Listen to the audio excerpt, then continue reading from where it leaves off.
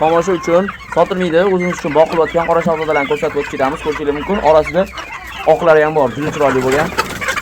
Oq chiqadi bu. Zot aynaganda u bundan emas, shu orasida chiqadigan ranglar bilan kam-kamdan chiqadi. Biz chekdan hozir 9 tasini yig'ib qo'yamiz.